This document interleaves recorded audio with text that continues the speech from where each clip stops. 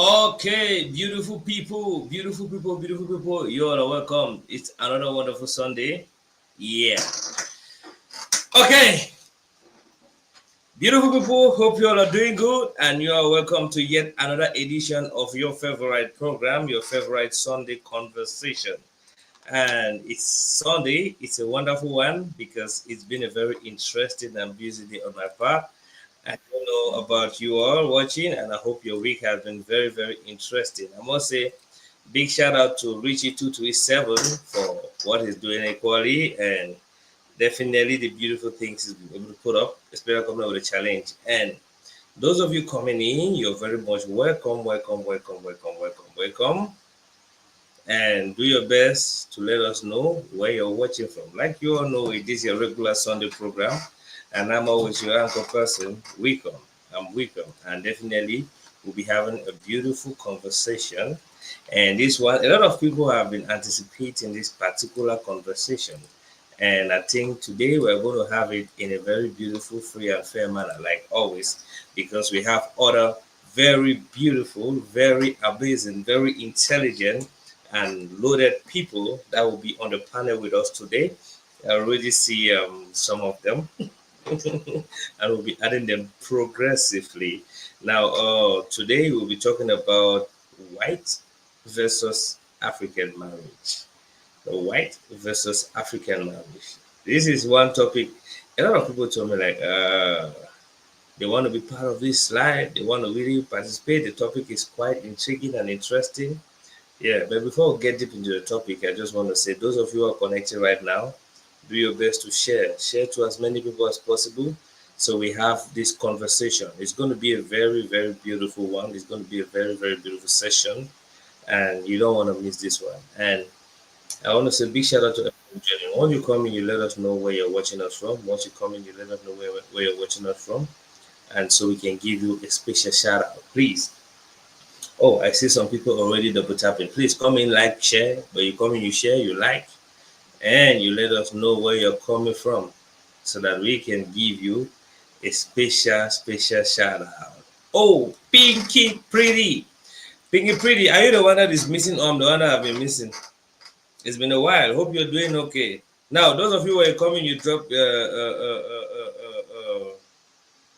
when you come in, you let us know where you're watching from. You give us a shout out. You share to as many people as possible, and then you drop your momo. Pinky Pretty, hope you're doing okay. Drop your momo. Drop it. You know how it's done. When I say drop momo, I mean you can drop it inbox, you can drop on WhatsApp, but you can equally drop in the comment section if you don't care. Yeah. So you post, you share on WhatsApp, um, Facebook, Instagram, because we're streaming on Facebook, WhatsApp, and Instagram. She's like, oh, good evening, boss. Good evening, Pinky Pretty. Or watching from Hope Bamenda is safe. Hope Bamenda is glorious because us here is very, very interesting. This week has been quite charged because we've been here and preparing for our major event that is coming up on the 29th of November. That happens to be one day before my birthday. That's just one day before my birthday. So we're preparing for the main event we're having for the year. So do your best, do your best, do your best to share, share, share, share, share, share. Yes, it says her data got finished. Yeah, if drop more, I'm going to send you data. We have Adriana Suarez. Adriana Suarez. Oh, she's watching from Guti. This is interesting. Guti, hope you all are doing well there. Adriana Suarez is dropping your Momo equally. Oh, she did that already. We're going to do that right away. This is Rita Perry Cho watching from whom? Wow, we have Mamenda representing today. Do your best to share, share, share, share, share. Share to as many people as possible. Let's have this beautiful conversation. Oh, charlatan, charlatan. Like I said earlier, when you come in, you share WhatsApp, Facebook, Instagram, you drop your Momo. That's how we do it. And charlatan, hope you're doing okay. Hope you're doing okay. Happy Sunday to you too. All of you coming in, you're very much welcome. It's a wonderful Sunday. We are not going to drag so much on this. Um, we're going to definitely do some instant normalization, but Once we get to 10 people watching active, we're just going to jump deep into the topic. So do your best to share to as many people as possible. Keep share everywhere, share everywhere. All right, watching from Bamenda, Shelatan. Okay, we have a lot of people from Bamenda. Hope you all from Bamenda. Hope you all are doing good and hope you all are safe. You come in, drop your message. You like, share, and then you drop your momo. That's how we do it. Please do fast, do fast. So we have just about maximum 4 more minutes to do this. We are not going to stay here. Yeah, so we have maximum 4 more minutes to do this. Shelatan, drop your momo. Pinky Face wanted to leave, but data disappointed me. Oh, wanted to be live, but okay. Depends on you. Okay, Destiny Child Speech. Hi, Destiny Child Speech. Hope you're doing okay. Sharatan, yeah. Drop. Let's do this instantly. I think I'm going to start. One person has said has. That should be Adriana Suarez. Yeah, I like the way the views are climbing. Share. Share to as many people as possible. Share WhatsApp, Facebook, Instagram. Share on your WhatsApp status. Share on your groups. Share everywhere. You see, let's have as many people as possible watching. Once we get to a certain number, we are going to jump deep into the topic. Like we all said it previously, we have very beautiful panelists there today, and we are going to have this conversation as to many things regards our white black system of marriage. And I did not put wedding, you see, but I put marriage as a whole. So we need to actually understand how it does, how it goes. A lot of people have some puzzles that might even end up not even answering some of the questions we have. What is that number? Okay, Adriana Suarez 653 616 270. Okay. Okay. When you receive your alert, you just confirm in the comment section. So we get go. We're not going to waste a lot of time on this. We're just going to dive deep into the topic. But Delma Agu. Adriana Suarez, hope you received already. Those of you coming in, yeah. Okay, Rita Pretty says she's doing okay. Okay, Rita Pretty Cho. I think I'm just going to do this and maybe for Shelatan and we're good for today. The next we're going to continue after the program or in the course of the program. Okay, now today is that wonderful day and we're going to be having this conversation. White versus African marriages. White versus African marriages. Please share. Share on your WhatsApp group. Share on your status. Share everywhere. Keep sharing. We're at Rita Pretty Cho. Yeah, I don't want to miss this out. Rita Pretty Cho. She says 672 942 890. Keep sharing. Let's do this. Keep sharing. Let's do this. Rita Ibua, that's good. Okay. Rita Chu. I just hope I'm pronouncing the words correctly. When you receive, you just drop a comment. So we know you have received. Shelatan, drop your name. All right. Okay. So any other person, we're going to do that at the end. Now we already have a good number of panelists, and we are not going to keep them waiting to give data. Anybody whose name is there, we're going to actually consider the end. We have we have Adriana Suarez. Oh, she received this happy Sunday, Brianna Adele, happy Sunday. Destiny's Child, yeah, keep sharing. Those of you sharing, share, drop your memo, and we're going to pick that randomly at the end of the program. Loom Heidi, hope you're doing okay.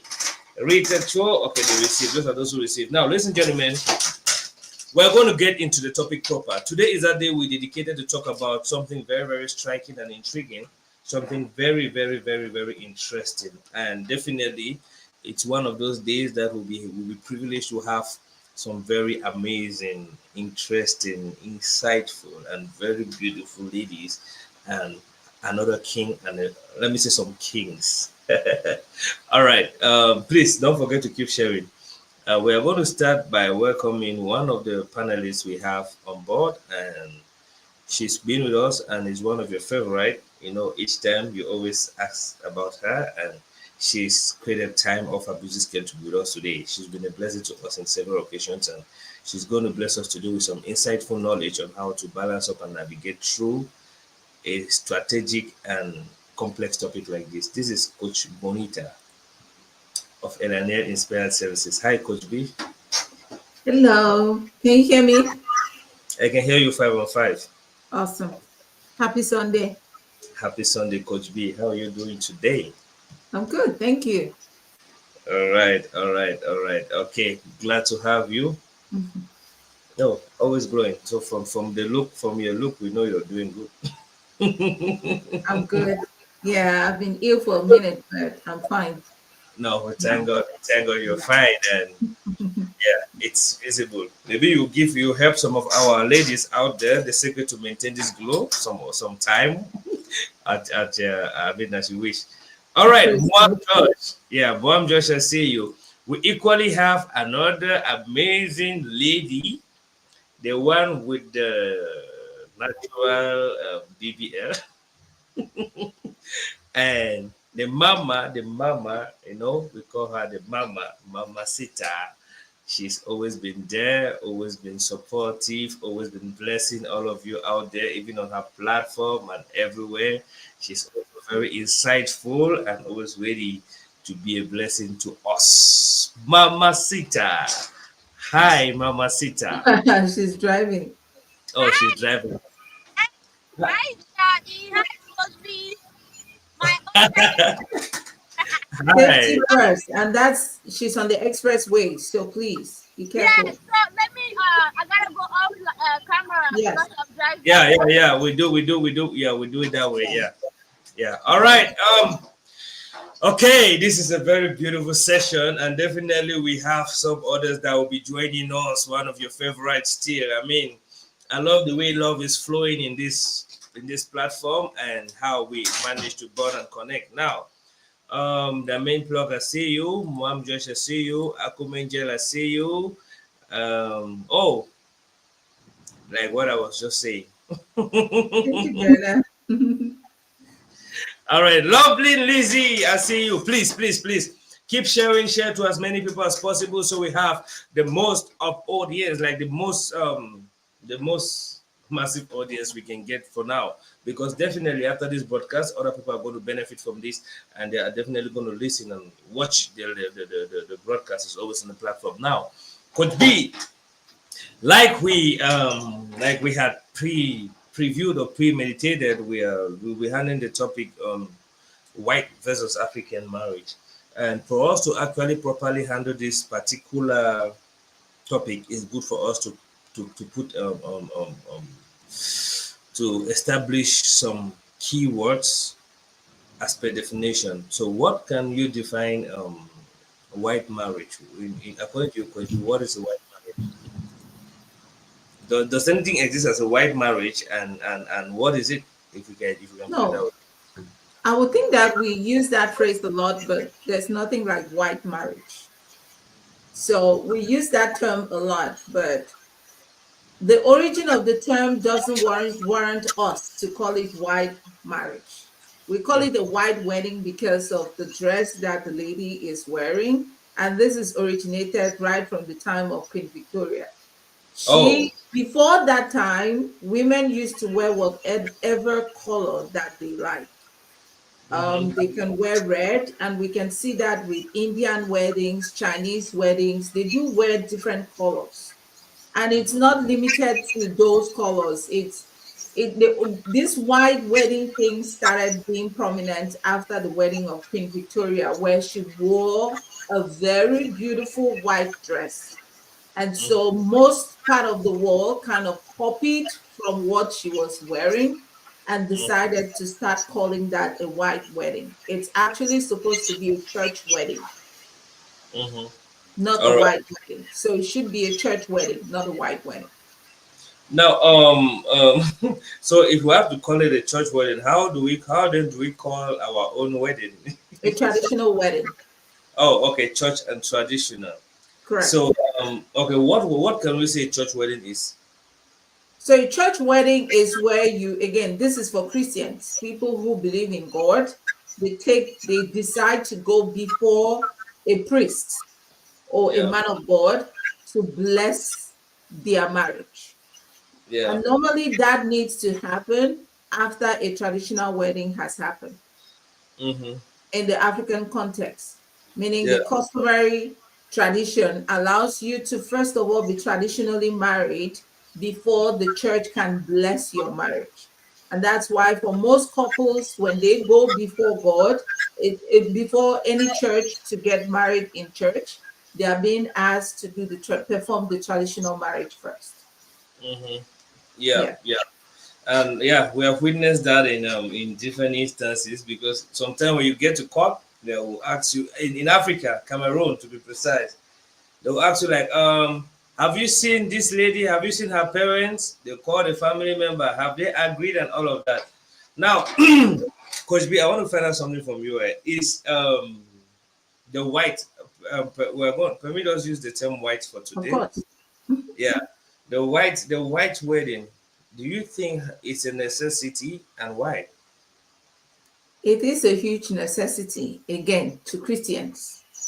All For right. people who are non-Christians, you cannot force them to have a church wedding. But again, white wedding, I don't know what it means to every other person. Like I said earlier, it's a church wedding. It shouldn't be called white wedding. It's just called white wedding because of the emblem of the physical dress that the bride wears. So if you are a Christian, it's very important that you have a church wedding. And the reason why you should have a church wedding is, again, we believe that God is our Father and Mm-hmm. He should bless whatever union that we Mm-hmm. are getting into. If you are doing anything that is very significant to you or is a huge milestone to you, you want to do it in the presence of God.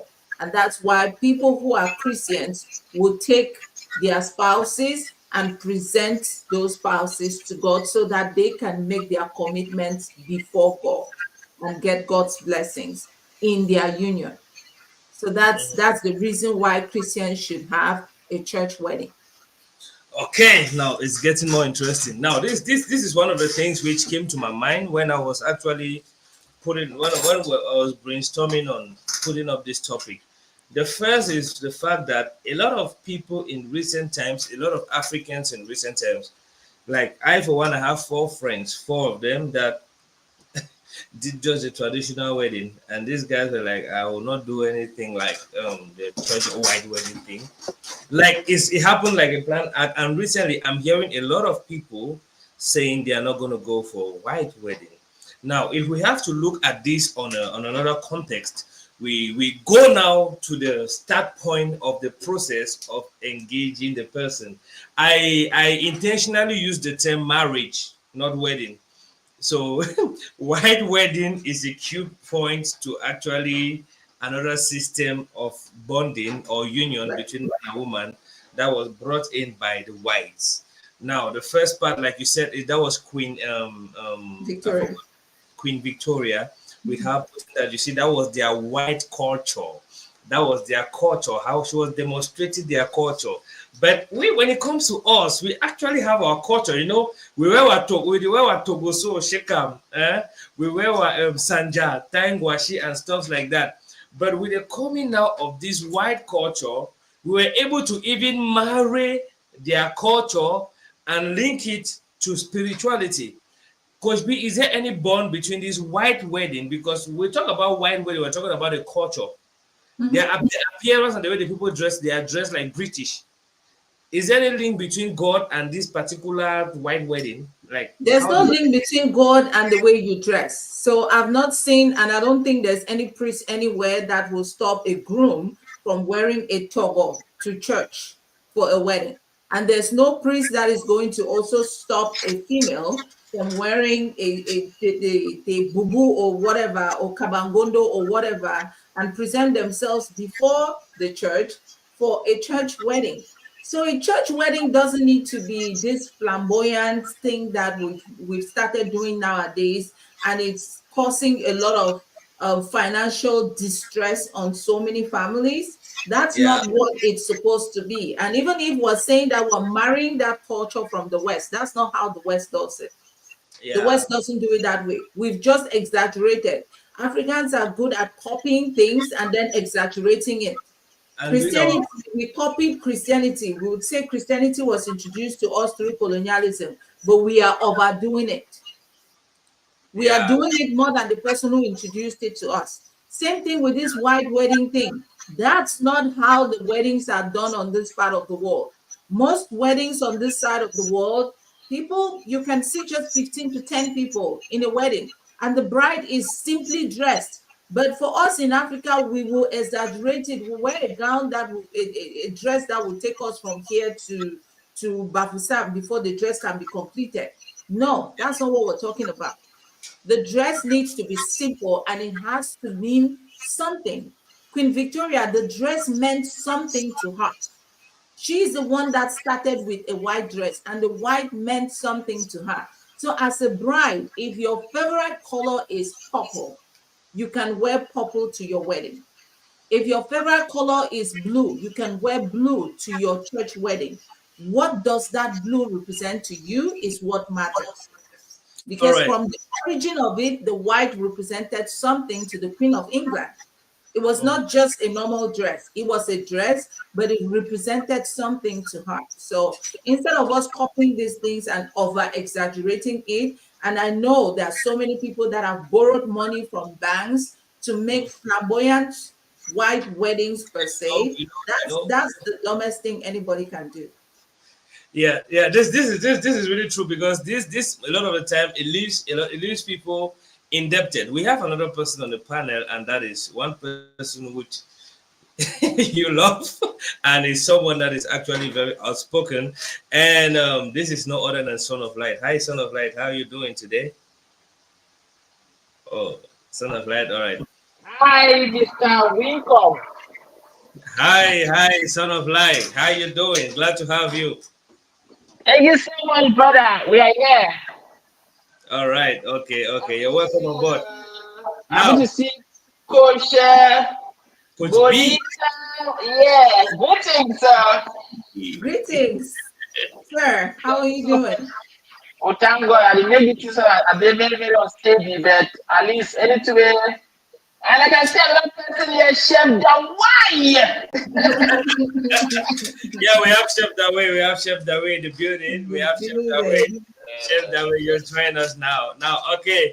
All right. Let's flow in the spirit of the conversation like was going with some key points established by Coach B, telling us how white wedding, the origin from Queen Victoria, and the significance that attire meant to her, and all of that. Now, that was the wedding itself. Now, let's get to the marriage form of the white, like because before I want us to go from the root. Let's not go. Let's not stop the first phase that leads to the marriage.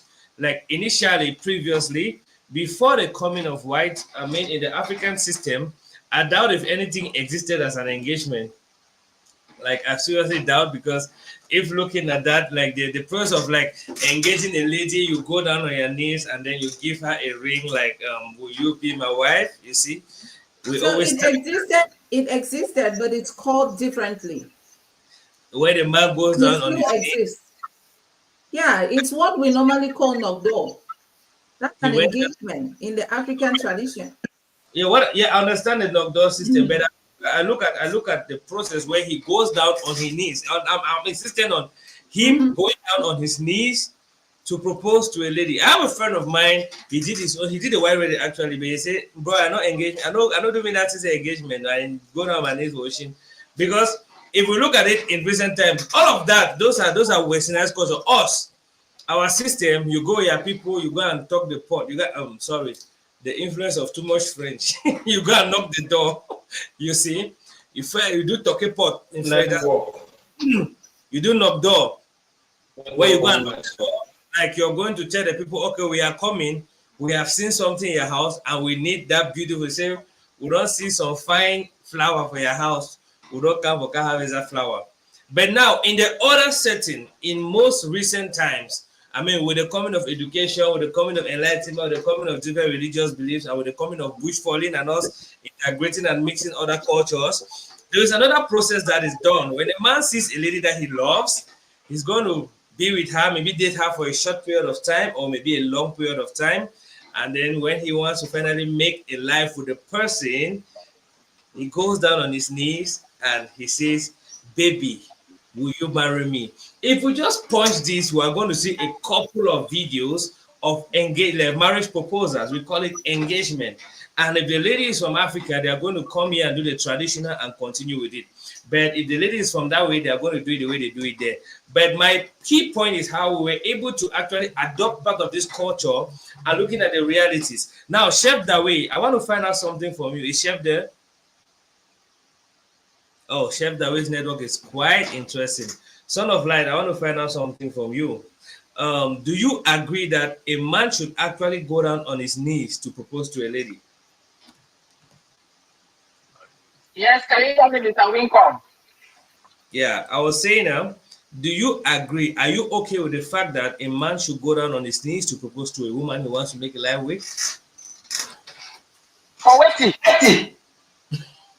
Why? Why do you think so? Because it's being romantic, you know. It's being romantic. Like he's valuing the woman and he's being romantic.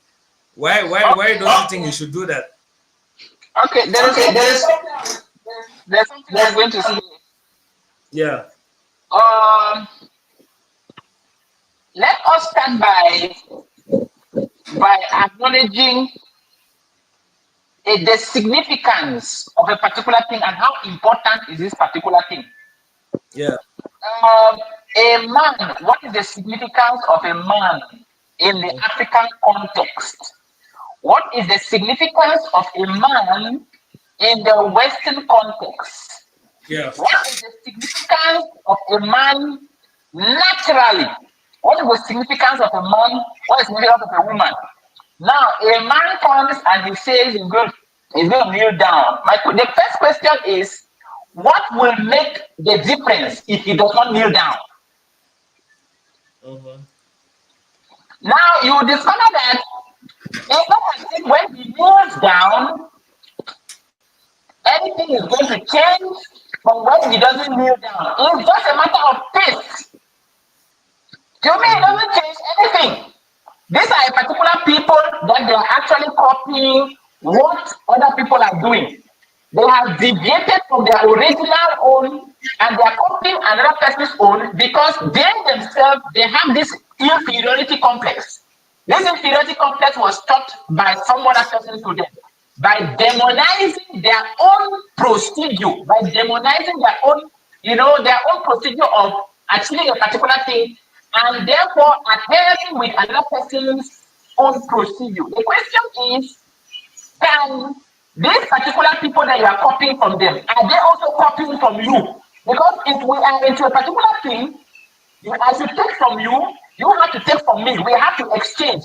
If I find myself in a situation that you want that I should only copy from you, there are bound to be questions. I'm going to start questioning, why is it that you want me to always question, to always copy from you? Because there is something I'm going to say. Mm-hmm. English language and Mubaku and Ewundu and Beti and Bayangi and Bawa, these are two languages, for example.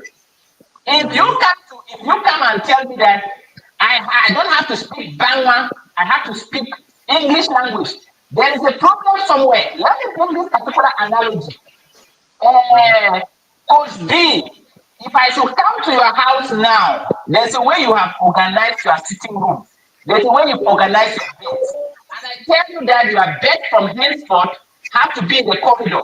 You are not going to allow me. You are going to fight me because you understand that this particular bed being in the corridor is trying to disturb the safety of your house. Mm-hmm. But if I have to go to another person's place, are you getting me? Hello? Yeah, we can hear you. I'm sort of like, are you there? Yes, I am hearing you. So let me just follow up with you guys. So if I have to come to Coach B's house, and I tell Coach B, this particular bed you have in your room, this bed is going to be in the sitting room. I'm sort of like 1 minute.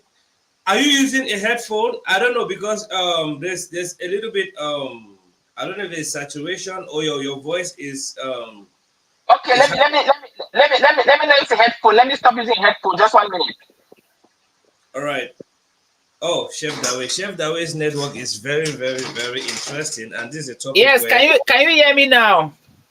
perfectly clear. This is perfectly clear. Mhm. Okay, what I was saying is, if for example you ask the question, then I'm trying to bring analogies. I'm bringing hypotheses to polish my point. And I said, Yeah. Coach B, if I should come to your house, for example, and there's a way you've organized your room, there's a way you've organized your sitting room, and I come and tell you that this particular table you have in this particular angle, I have to send it to the corridor. You are going to fight me until I accept what you want. Am I telling lies? Okay, that's exactly what happened. When you fail not to practice what you have been practicing, what is going to happen is another person is going to introduce to you what you have to practice, and the purpose of this particular person introducing this particular concept to you is for control. It's not to tell you that it is actually the original path. Because let me tell you, truth is culturally specific. What is true to the West might not necessarily be true to Africans. So if, for example, you are bringing this particular concept of a man kneeling down, my question is, what is the significance and what will not change if he does not kneel down? You will see that nothing is there. It's a matter of taste. There are some people that will go to their knees. There are some people who will not go to their knees. So I think that's just what I can say for now. Okay. Now, the one point which I really want to pick out, you talk of inferiority complex, but at this point in time, like in 2024, nobody is forcing anybody to kneel down, or nobody is actually obliging anybody to definitely kneel down, and we are doing it as by free will. We are doing it as a free will. I want to say big shout out to everybody who is joining in, and those of you who are sharing. Keep sharing, keep sharing, keep sharing. At the end of the program, we're going to speak spontaneously to see how we can credit some people. And now, coming back to our topic, today we are talking of white wedding versus white marriage versus the African marriage, and so far we have been able to establish some very interesting parts. I would have loved Chef Dawi to hear another point of view from this, but we can still write down now. Talking about inferiority complex. This is something that we have noticed because if we look at before the coming of the other race, that's white, and now we will notice that a lot of the things we did previously is considered as primitive. And already considering this as primitive, the big question which I want to find out is sort of like, were the things we did previously before the coming of Israel, was it actually primitive or not? Like, you see, and if from that point we'll be able to know how to tackle the complex. Because I remember some years back when I went for holidays in the village, from the place I come from, we have a way we speak English, and I wish at one point I used to think like, well, I forget me the accent there. But the truth is I don't really have the accent like that. So when I went to the village and I was talking, when from my first statement, everybody's just gonna know, oh, you are not born for kus. And I was quite young, and I'll be working the Yamo, the jet ski, you see, because in the midst of that, I noticed that even the people around, the way they will interact with me will be quite different with the way they will interact with people there. You understand? So establishing that foundation of complex is what we really need to take a look at. Is the African layman way of life a primitive way of life, or is just that we lost it when the whites came in, or is it a way of life that is worth practicing till date? Sort of like this. Okay. There is in answering your question, Yeah. I will bring in place the concept of etymology. Now, if somebody can find out the meaning of etymology has to do with the origin, the meaning of words. Yeah. Now, you will come to understand that before I get deeper into this understanding, I want to take our minds into the term civilization. Nowadays, civilization means you have to follow the ways of the West. But if you dig deep into civilization, civilization does not mean extinction. Civilization does not mean extermination. Civilization actually means that you are advancing that which was already there. So you try to modify. If you look at the beginning of how the car was created, if you take, for example, cars like Ford, created by Henry Ford, you will come to discover that the original car that was created by Henry Ford is not the present Ford that was today. So the car has been civilized. It means there are certain elements that have been brought into the car to make the car to meet up with today's time. Now, we have this tendency of believing that if you practice that which was in the start from the beginning, they say you are primitive. Now, when you get to go and understand the meaning of primitivity, Africans are primitive, for example, but you understand that these particular primitive people, their world or some particular people that feel that they are civilized, they don't want to leave these primitive people. Now you start asking yourself a question. I remember in those days when we used to be in the village, and you see your kid brothers, they'll be playing and maybe they'll be eating this roasted corn. And then you'll come to them and you'll say, you don't ever go Kumba. Give me a corn so maybe I find you, I'll show you Kumba Road. You will take that corn and then you actually eat a portion of that corn. You don't want that particular child to understand. You said you want a road for Kumba. Then the other ones will be like, brother, show me road for Kumba, show me road for Kumba. You take that corn and you'll be eating it. You understand that they don't understand what you are doing. They don't understand what you are doing, but the reason why you had to deceive them that this is Kumba Road is because you want to particularly eat that corn. What am I trying to say by this? We Africans have been made to believe that we in ourselves, we are not good for anything. But when you read African history, you will discover that there was a time when things were fine until somebody came and entered and changed the ecosystem, altered the ecosystem. I will take, for example, if you go to court, the court, when they are judging you, they will look from your past experience. If you go to the hospital, for example, they will start checking your medical record, things that have passed. These are all concepts to tell you that there is no particular person that exists without having a particular origin. Now, if somebody is coming to come and say that we are primitive and we have to get civilized, the question is, what does this particular mean by we are being primitive? Because we had a language, we had producers, we had midwives, we had teachers, we had every element and every profession of the society. Now, what we were supposed to do is to modernize it to meet time. But we did not see that of the day because somebody came along the line and altered the ecosystem. He came and said, no, this your own is not correct. This your language is not official. You are not supposed to speak Bangwa because Bangwa is not having good words. You have to speak English language. The question is, who is the person that inspired this person that created the Bangwa language? Is this same person different from the person that inspired the person that had the English language? The thing is, no. Nature is bigger. Nature doesn't care about you individually. Nature cares about balance. What you have, another person has it. If you go, for example, in Nigeria, they will tell you about this jollof rice. They have their own way of preparing it. But it doesn't mean that it is not jollof rice. If you come to Cameroon, they have their own way. If you go to the Middle East, they have their own way. This is the same rice.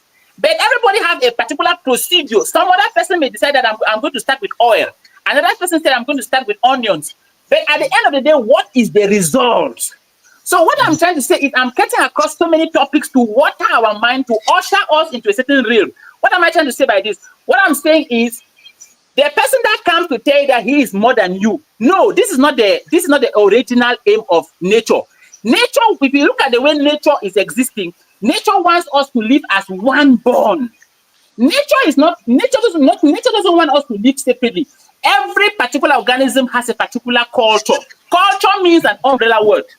An umbrella word from each, every other thing emanates. But now you will discover that A dog is attempting to live the culture of a goat. A goat is attempting to live the culture of a pig. And then when things don't go very well, because that is not their natural or calibration by birth, they start pushing it to a certain god. That's not what's supposed to happen. We Africans, we have a particular culture. We are supposed to work on these particular cultures. All other societies are working on their cultures. If you take, for example, the naming of a child, if you go to Chinese, you will never see a Chinese child bearing the name of Ako, because it means nothing in their language. If you come to the Germans, they will never bear a name called Bishop. If you go to the Arabics, they will never bear a name called Ayub. Why is it that we Africans are the ones getting so confused?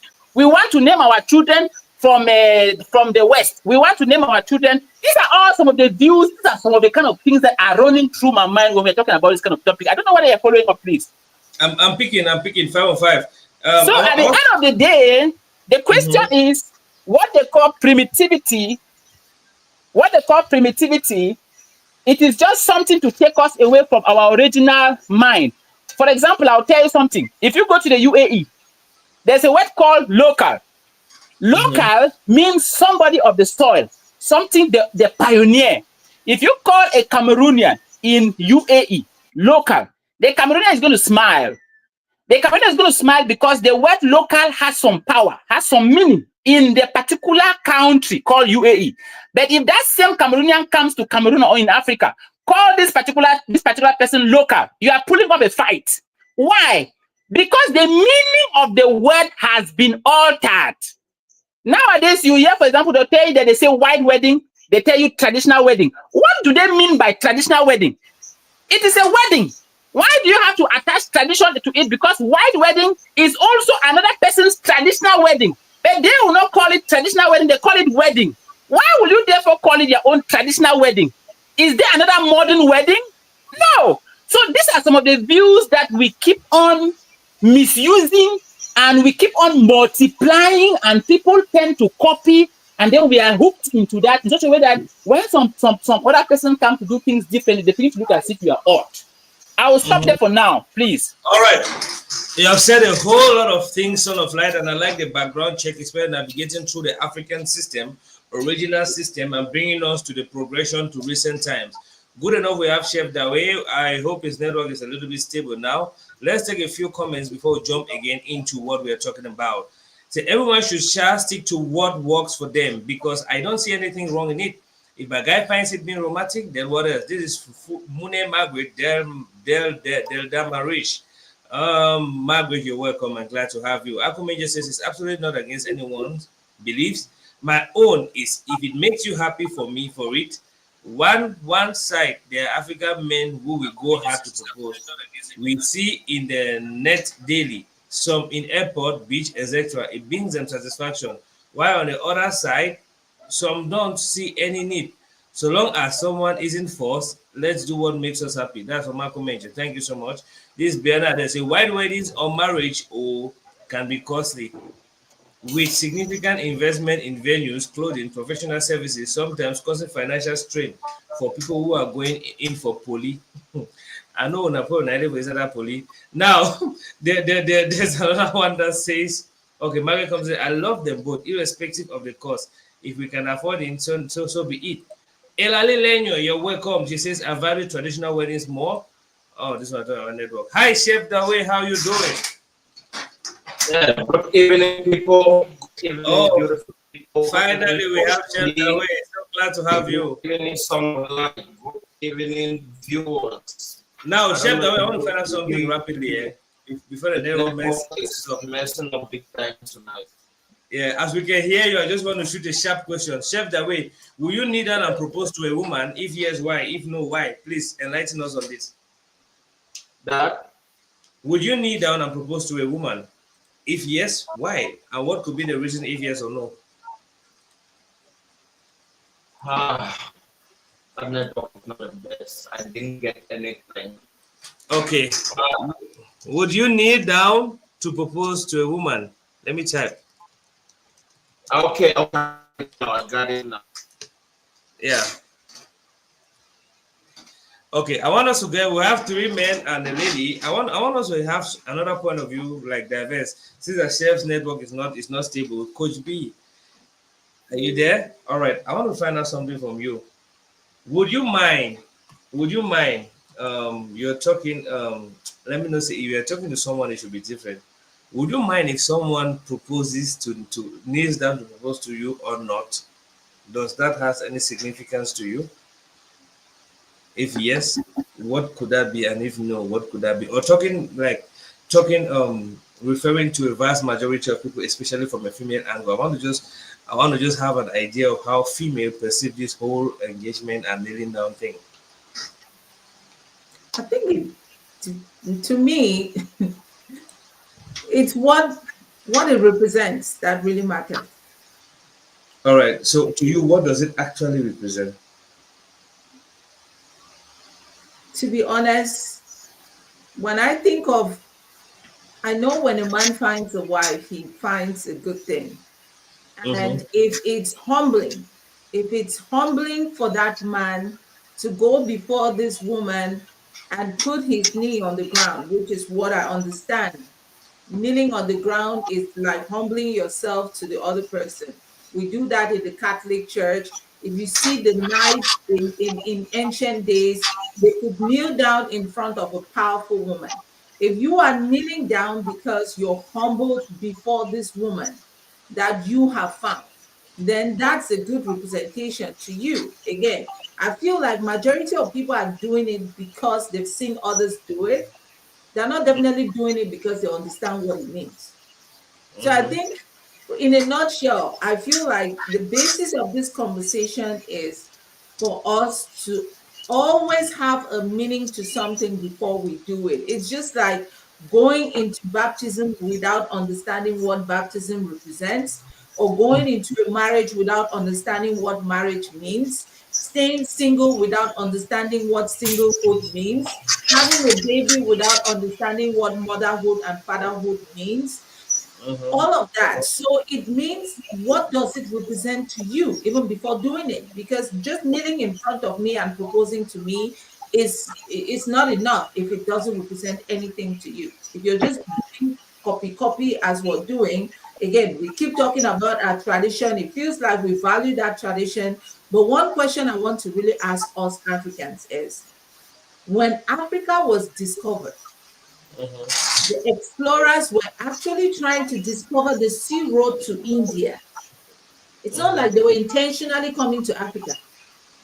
They were trying to discover the sea road. These are explorers who were exploring, and they were looking for the road to India, the sea road to India. And Mm-hmm. they got to the coastal parts of West Africa. Mm-hmm. Why are Indians still using their original names? Are we going to keep blaming the West, or are we going to take ownership of the fact that we are the ones that are gullible, greedy, unable to preserve our own identity?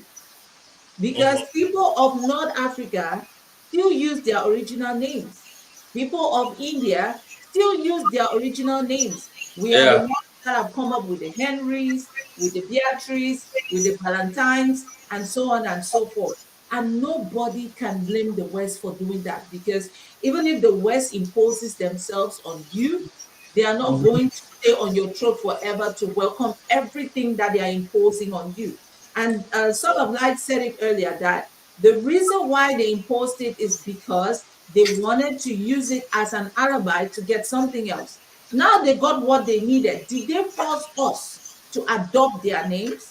Until today, is there any white man that walks into a hospital and tells a parent to call their child Henry or Thomas? Mm-hmm. Nobody does that. We are the ones who have willingly abandoned our cultural origin, which is our emblem. And we've decided to succumb to this thing. And we keep blaming them for doing it. But I'm asking the question, India and all the other parts of Asia that were also colonized, why are they still using their original names? Why do they still have their original weddings? Why do they still have their original ways of marriages? And only Africa, now only Africa where the colonizer.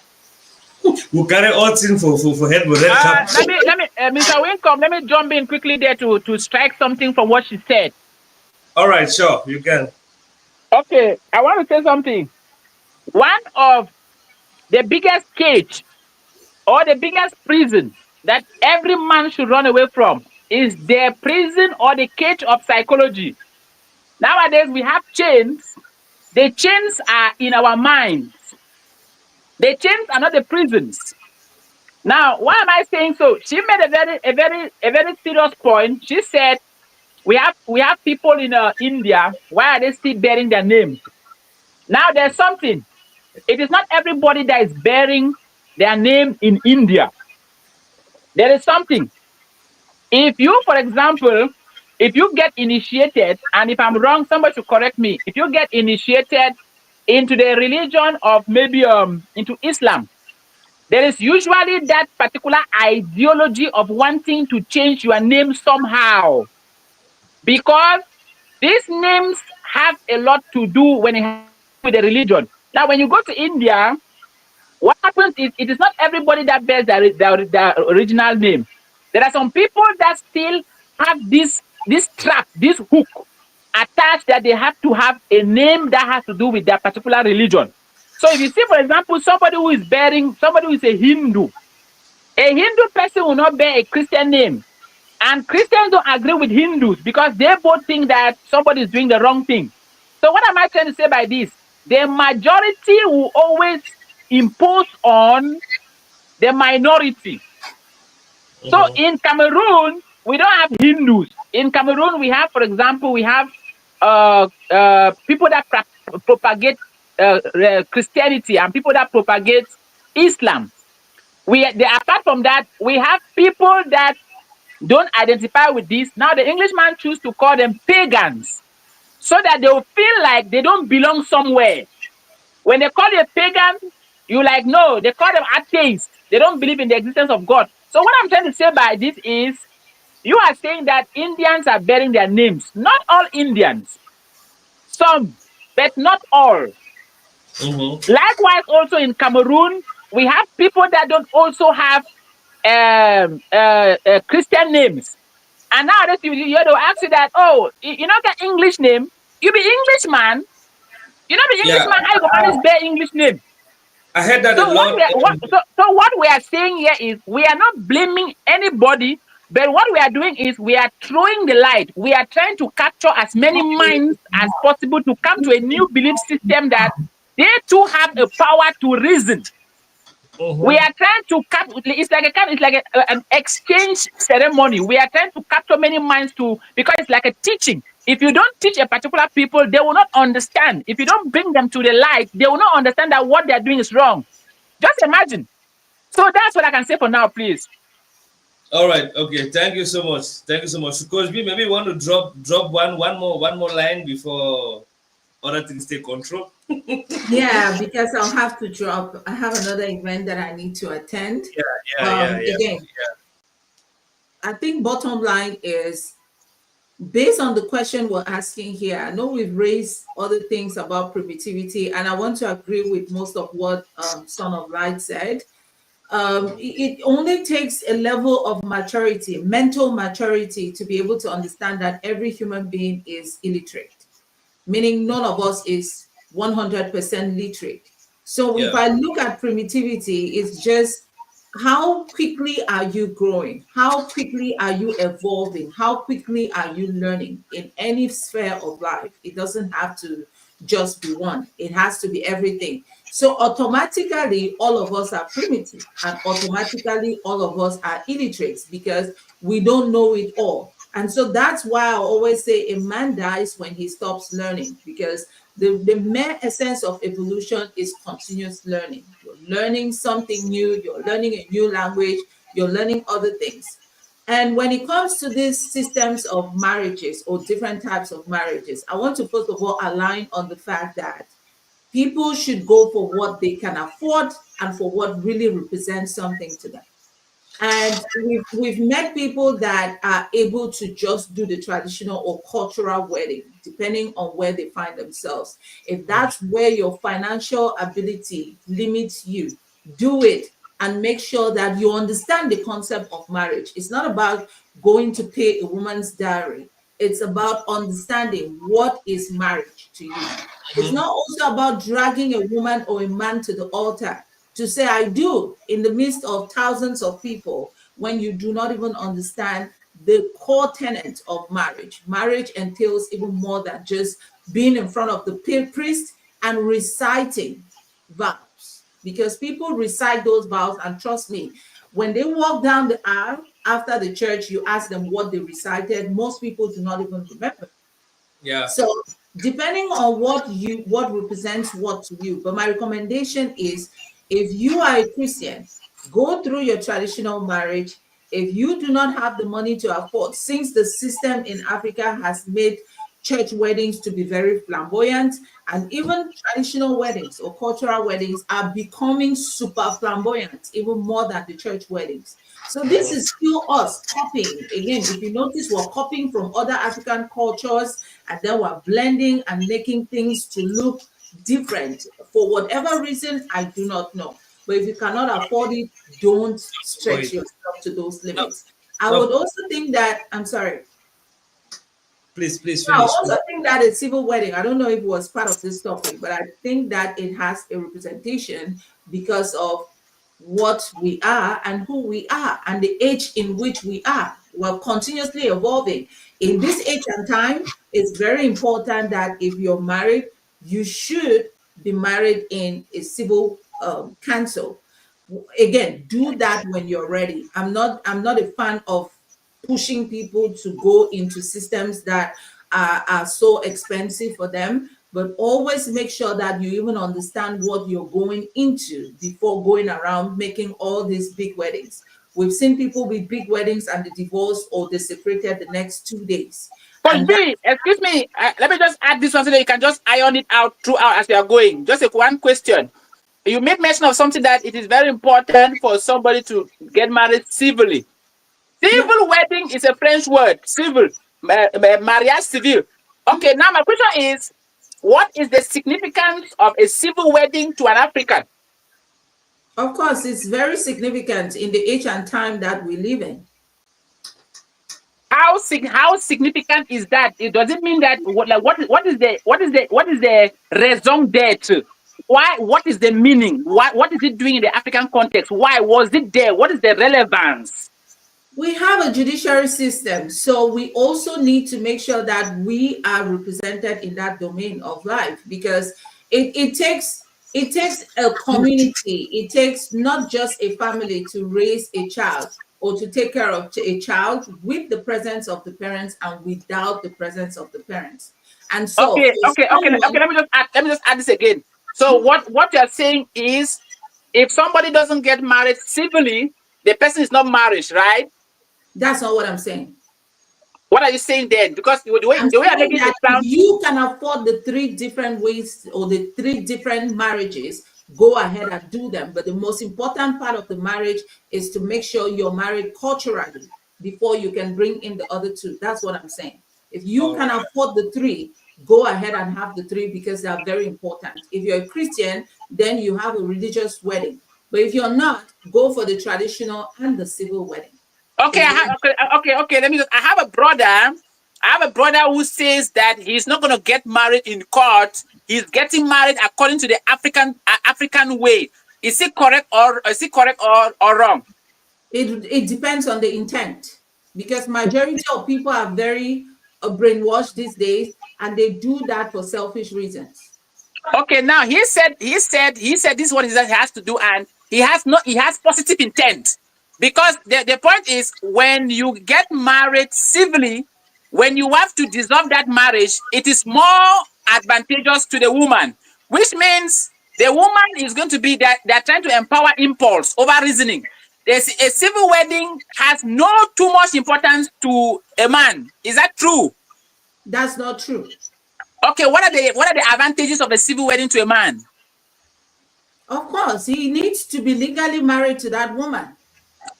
You don't get it. What I'm saying, I want to understand something. No, because you're saying that your brother doesn't want to go through the civil route. That's Are you that's talking about divorce? automatically No, no, no, assuming. no, no. What I want to understand here is there is a man, there is a woman, They have everything. They say ceteris paribus, everything being equal.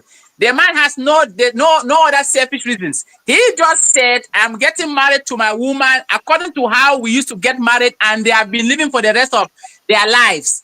Is he wrong or right?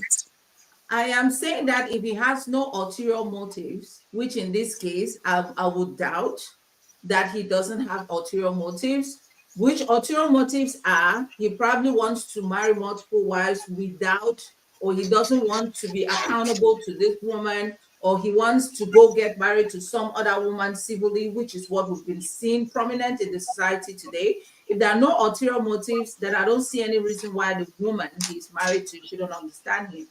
But if there are ulterior motives, if I'm the woman or I'm coaching the woman, I'll tell the woman to make sure that they're civilly married.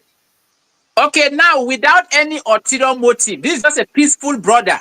He says, this is what it is. I'm getting married to my woman. No matter, call your amount. I'm going to spend African wedding. I will flash it. That is how it has been, and we have been living fine. We are the proofs. When you look at the marriage institution in the West, and you look at the marriage institution with the primitive people, Africa, the primitive people are performing more than the people that are modern. Now, this man doesn't have any ulterior motive, but he says, "This is what I have to do," and God is guiding him. What is going to cause the girl to say, "No, you must go to the particular this civil thing"? Because the girl understands that in a situation where I'm tired of this man, when I'm going to leave the marriage, we still need that civil person to divide this thing, and I'm going to carry majority.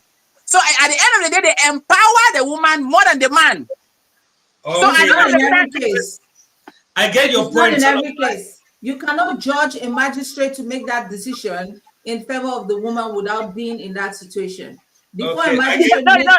I think we're getting a little bit confused. We're getting a little bit confused. Look at the text. But again, can you let's go progressively. Let's go progressively. Yeah, calm you down, understand very well, Son of Light. What you're trying to say is a lot of women, for example, or the civil system is making everything possible to protect the women, and men have very little or no benefit in the case of a dissolution of marriage. And your friend was trying to navigate through that system to avoid any stressful encounter or any influence of a third party or lengthy process if at all any misbehavior has to come. Now, one thing which he's trying to consider is the fact that if they have to go civil, the woman might misbehave. The woman might misbehave because she knows that there is a civil system backing her up. And even if they have to dissolve things, the man that came with everything he has been able to work for, maybe for the past 35 or 30 years of his life, the woman that has nothing to come into the marriage with is going to actually have to split what he has been able to work for, and the woman is going to take part of it. Is that is that a point you're trying to coin, sort of like?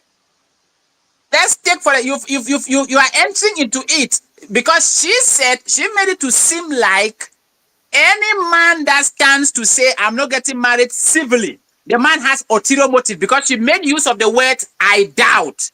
That's why I was telling her, I was saying that in a situation where the man has nothing, no ulterior motive, this is just an orthodox African, a diehard African. He says that which was has to come into place. This is how our forefathers were getting married, and they maintained their marriage. You are coming and saying that no, we have to get married in the court. Let us take, for example, the case of this guy, this Hakim.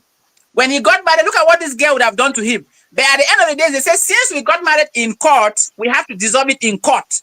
So when they went there, they had to split their property. They discovered the man never had anything. So the girl was like, "Oh, so the business did not work out." So you are talking about the man having ulterior motive. If you are striking the deal that the man having ulterior motive, why don't you also strike the deal that the woman may have ulterior motive? So to me, what I'm trying to say is we are in a society where for business to flourish, they have to propagate a lot of what was not there. Because this particular civil marriage, it is actually also business. Are you getting it? Oh, okay. Thank you so much. No. I on this point. I on this point before you go. She had to go. She had to go ever since. So I was just trying to right. I do understand you. And those civil marriages also allow for people who think are already suspicious of their partners even before going into marriages. You can decide to sign a separate property. Could be 2 minutes before you go. Okay. when it comes to the concept of submission between a man and a woman in a marriage or in a home, what's your take? Are women bound to submit? I'm And sorry. when it comes to the point of submission between a man and a woman, because all of this thing we're talking about is it boils down to who is supposed to submit or not. So what's your take when it comes to the point of when it comes to submission in a marriage? Are women the ones to submit, or they're supposed to work cooperatively, or what? How is it supposed to be? As a woman, I'll submit to a man who is a leader. All right. So you wouldn't argue with him. You wouldn't. I'm not arguing. I'm not against submission, but I'm submitting to a leader. All right. Thank you so No much. 50-50. No Someone I 50-50. look No up to. 50-50. No. Sorry? No No 50. 50-50. Wait. I No say 50. you don't go do 50-50. Say no, the man at 50, me I be 50.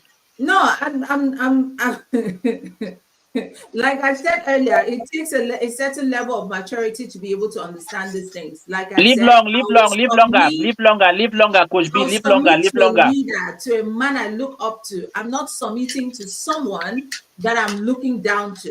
If Live you longer, are live longer, live longer, irresponsible, live longer, if live you do longer, my not, dear. if you don't respect yourself, I don't think I can submit to someone who does not respect themselves. I'm submitting to a leader. So if you're that man who is a leader, come on, I'll lick your toes. Thank you so much, Coach B. Please, those of you who are following Coach B, listen very well. Don't take one portion and leave another portion. She's for submission and to a man that is a leader. Thank you very much, Coach B. I know we have eaten more of your time. Yeah, she had to go to somewhere. Now, sort of like, glad to see have you. I want to read a few comments because this topic is very, very complex and it's something that has actually eaten a vast majority of what we have here today. If we look at the whole context of this thing, it is centered around the whole thing is centered around submission, around superiority, around rights and privileges, around I am this or I am that. If you look at it keenly, you will notice that, like we're talking about the civil system, a lot of women get married. Most women in Africa, for example, come into marriages with little or nothing because we have managed to establish the fact that the woman is supposed to come like that, and when she's leaving, she will leave with almost everything or everything. So when we have cases of some women that even pack and empty the man's house, empty the account. We have Emeka Ike who was crying out, the popular Nigerian actor, who was crying out that the woman emptied his house, emptied a lot of things, and went away with it. And before you want to get those things, before you want to even start getting to the legal proceedings, as a man, you will get bullying from the society, you will get mockery from friends, and all of all whatnot. And these things boil down to the notion and concept we have about marriage. The whole process of kneeling down, this is a Western thing. It's a Western thing. These people started kneeling down to their women, and in most of their marriages, it is the women that control. The system has successfully transformed a lot of men into simps. S-I-M-P. I don't know if I don't know this word. It has successfully transformed a lot of men into S-I-M-P. We had Chef Dawe who responded to a comment and said, when I asked the question, should a man kneel down and propose to a woman? Chef was supposed to be able, network is not favoring him. He says, yes, if the man is a slave. No, but no, if he's a Bantu king. Women ought to bow while serving palm wine to their kings amidst the traditional wedding. Western kind of life don't reduce kings to simps. And this is exactly the point I was trying to bring when we're talking about Western marriage. Or I don't say white wedding. I was talking about white marriage, because from the whole process of the kneeling down to the going to the church, it is already a route to a particular kind of marriage. And the people that practice this kind of marriage, the person you are kneeling down to is automatically the boss. And that is why you look at their marriages, it is the woman that is the boss. Women come, children come, animals come, plants and trees come, then man picking come. You see, so at a certain point, we should be able to know what we adopt and what we're thinking about. Who do you kneel down for? Kneeling down is already a gesture of submission. Kneeling down is already a gesture of supplication. The gesture itself is actually showing a degree of superiority and remorse to the person you're kneeling down to. Sometimes those of you who are Christians, when you want to pray, you kneel down and go to God.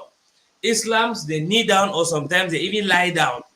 You see, Africans, when they want to pour libation, sometimes they go barefooted and prostrate. So this is a kind of ritual or a kind of demonstration to something or a being or whatever that is actually superior. So the whole process of a man kneeling down to a woman it talks of the woman's position in that house. That is why I admire our forefathers. They had their system. The woman will be the one to bow when she's serving palm wine to the husband.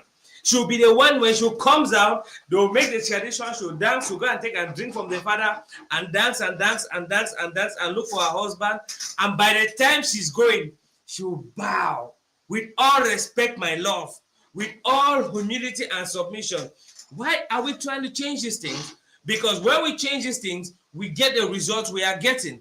We get, they're doing everything possible, because remember, women are always a target, to equip the woman to be a resistant kind of being by giving her benefits.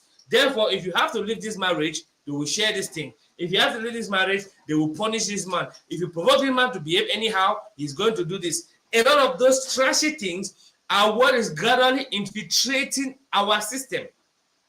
Son of Light, are you there? So this Yes. is why I'm running the I'm whole. getting, I'm getting Mr. Wincop. Let me quickly say something here. All right. Actually, in Africa, let me say, in majority of Africa, we have been presented with the concept of we study to pass an exam. We read to pass an exam.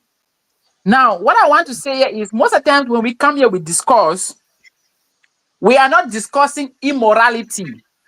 So if we are not discussing immorality, I don't expect so many people to follow along.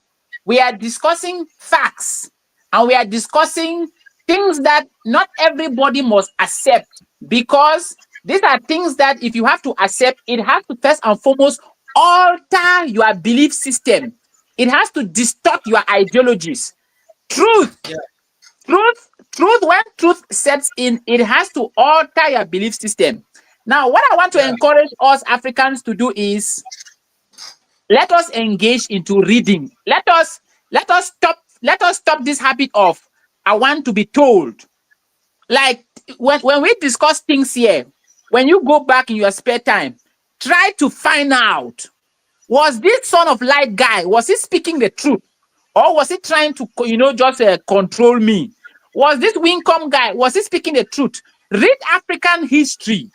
Look for African books. Like, read. Ask concept like, before the coming of slave trade, how was Africa?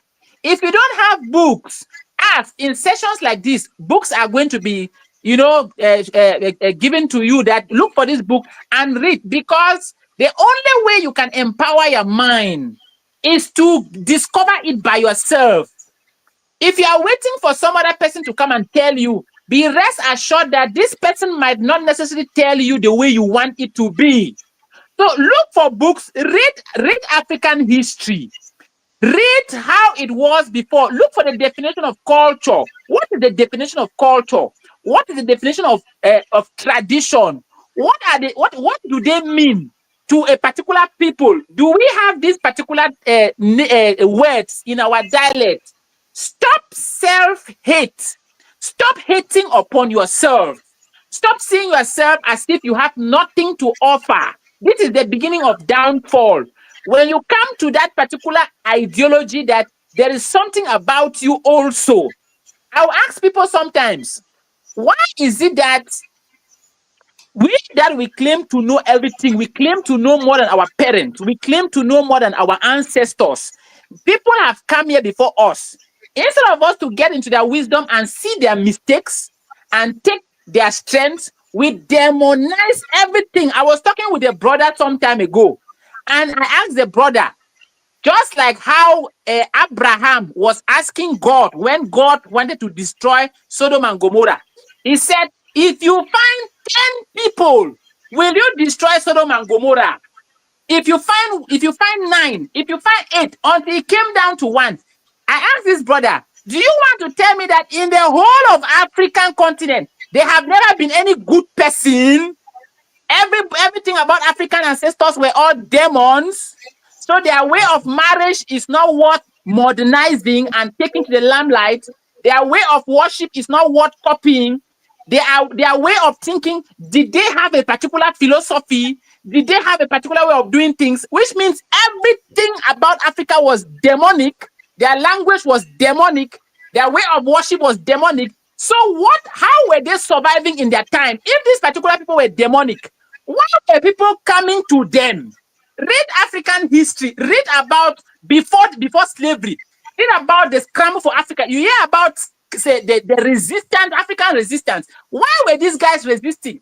Because they understood that this is a particular people that they are coming for us. Now we are discovering that they are no longer for us. They are for themselves. Let us fight. What happened at that time? How did they topple the African government? Did Africans have their own governments? How did these names come about? Cameroon, all these Gabon, were these names there before? No, these names were not there. What we had were kingdoms. How were these kingdoms organized? Do a lot of reading. When you read, when you meet somebody who wants to talk you out of all these things, you now start understanding why things are the way they are. We are living in a world where somebody comes, he throws up a fight, he conquers that place, and then he takes the credit. Go and read. If you go to the Americans, you go to China, you go to Africans, people come, they say we are the ones that have discovered people. They fight the pioneer people of that particular place. They take it away from them and they claim superiority. Are these things correct? If you don't read, how will you understand all these things? Because all of us here were not here. But some people came to this earth, they took upon themselves, they said, we are going to write and live for posterity. You read and then you try to judge from there and understand. I was telling a brother, the brother said that we're talking about religion. And he said, no matter how good you are, if you don't accept that the Bible is the only way to God, you are no good. I'm asking this brother, do you understand what you are trying to say? Do you understand somebody comes and tells you that no matter how you treat your family, no matter how good they see you to be, I am the person to tell you whether you are good. Sometimes I start asking myself, like, what did they do to us? And then you see these people coming to come and defend these things. So my brothers and sisters, if you don't read, there is no how you can empower your mind. You have to read, because reading will calibrate your mind to a different realm. Reading is going to cause your mind to expand. You will start understanding why they will call one language an official language. If you ask some particular people, they cannot explain. They cannot tell you why is English and French called an official language and the other language is called vernacular. They will not tell you what happened. We went to school in our days, they will beat us. They will flog us for speaking our vernacular. You ask somebody, is this thing correct? Imagine in everything that's happening in this particular earth, where have you seen Africans going to another man's land to go and throw witch war on their cultures? Where have you seen this? It is not there. But somebody will tell you a thief comes to kill, to steal, and to destroy. When you carry this particular word and you want to, to see who is suit, does this suit Africans? Some people would think that maybe when they talk about a thief, is the thief that we know that will steal an Android phone? No, they are talking about a bigger version. Somebody comes to your land, he wages war on your culture, he kills and demonizes everything about you, and then he presents himself to be the holy one.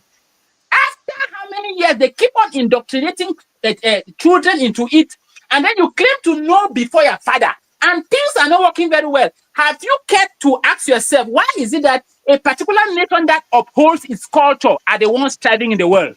Look at the English. They hold their culture. They have the secret of, they can tell you who was here in 1770s, 1660s. We don't know this particular history because it was destroyed and it was taken away from us.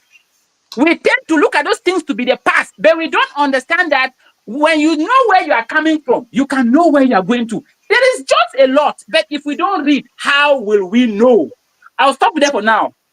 Wow, you have said a whole lot sort of light, and you said a whole lot of facts, because this is I remember when they were flogging children. This is where this primitive and inferior thing came from. When they make English look superior and our vernacular looks stupid, that's That's where it started. It all started from a very basic tender age. Yeah, but we also have the option now to prioritize what we want. So that is why we are saying some things is loud and clear, that we can prioritize the needful and do away with what is not necessary. It's not everything they say that we must adopt. Now we equally have Cassie Dread 237 artist. It says for me he should go very very far like Dubai to avoid slaps. Because guess our days can slap even when you're trying to do the right thing. This is just for fun. All right. Okay, says you're right. Read before you understand. There were some comments that we had previously that I wanted to really take. I'm going to read them briefly. We have this one coming from Shelatan. She says he should if he likes it, not if he likes to do it, not be a law that the man kneel down. There are ways of proposing without actually kneeling down. All is that when the woman should accept the proposal. Is that the woman should accept the proposal? Okay. This one says this better. It says whether or not a man should kneel depends on the preference of the couple and the cultural emotional significance they attach to the gesture. Ultimately, a proposal should reflect the genuine feelings and understanding shared between both partners. Let me end here for now. All right, I think this is smart. And we have Shady Brain, another very active 237 as it says, kneeling down should be a woman to take the ring. A man is a head, and a woman submissive. Like I said previously, kneeling down is already a gesture that says a whole lot. When a man is kneeling down, he's quietly prostrating to the woman. And that is what we see. If that's what you want for your wedding, it is up to you. That is why we actually bring out things like this. Sort of like said the whole thing and talking about the system. And at the end of the day, we have to coin it very well. It should boil down with the fact that us encouraging you all watching this podcast to do a lot of research and not just accept everything that is given. You should sit down and question a whole lot of things. Think critically. This was done through several devices. This was done through colonialism. This was done through force. This was done through religion. They use several devices, and all of these devices have to do a lot with human psychology. And he said, see, the cage of psychology is one of the biggest cages that you can ever put yourself in it. If you Mr. Winkle, let me just add a little bit more. You know, as these things come to the mind, you throw it into it so that you polish it and go through. What's happening is when you look at what is happening, when you think deep at what is happening.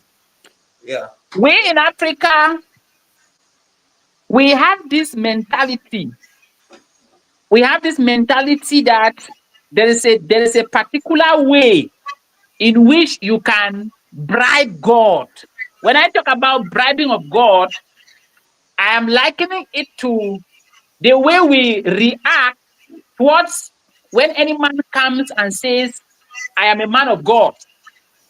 Now, we have that tendency, I don't know where it's coming from, but we have that tendency that you have to, like for the Christians, we have the tendency of believing that no matter what you do, if you don't, you can still sit at the comfort of your, you don't struggle, you don't stress. The concept of this grace, it will just come like that. Now, when you look at what is happening with the people that came and introduced this thing to us, let us not get deeper into this. You will discover that they themselves don't go by this route. I don't know where we came to discover. That's why I was talking about reading. If somebody can take it down, if you have your time, you can look for this book like Things Fall Apart. If you look for Things Fall Apart by Chinua Achebe. In this particular book, there was a man there who is like Unoka. Yes. Unoka was one guy there that thought that he can sit in his home and God is going to bless him. And there were people that were busy working, trying to attract the blessings of God. And when it was time for harvesting, Unoka did not have a good harvest. So Unoka went to go and consult the wisdom of the gods. So when Unoka visited the priestess now started finding out what's happening. Then the priestess discovered that Unoka is a lazy man. Unoka, when others were planting, Unoka was busy going behind his house and planting on unfertile land. What am I trying to say by this? If Mm-hmm. you like, pray from now till Jericho. If you Mm-hmm. like, go to church from now till I don't care. If Mm-hmm. you don't use the right strategy, if you don't put in the work, if you don't do the right thing, you are going to feel hungry. And when you feel hungry, you will steal. And when you steal, they will jail you. And when they jail you, you are going to say there is somebody that is doing you. It's a lie. So we Mm-hmm. Africans, we should come out of that particular cage of believing that anything that happens negatively is somebody that is doing it. We should understand there is something called cause and effect. For every effect, there is a cause. For every cause, there's an effect. Things don't just happen because they are bound to happen. Let us stop there.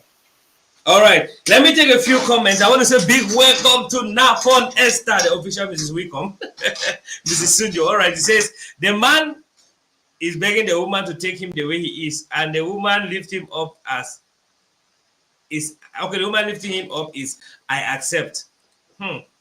They want to get us a B. Oh, we have Ambassador. Very much welcome, Ambassador. So glad to have you. He says, kneeling down. Where did they copy that? This generation, the over joke. You get okay. We have Senata was saying okay. Yours is Samuel. Okay, you're very much welcome. Now, sort of like to your opinion, would you consider civil and white wedding as a form of marriage? Is it that significant in the African context or to your context? Okay, for me to answer that question again, I will say we are coming from a particular place. By the special grace of God, I have seen how people have upheld their cultures and they have won. Yeah. If you go to today, if you go to the Middle East, especially in Dubai, and you want to behave, like you want to like a strike. There's a way they are going to silence you.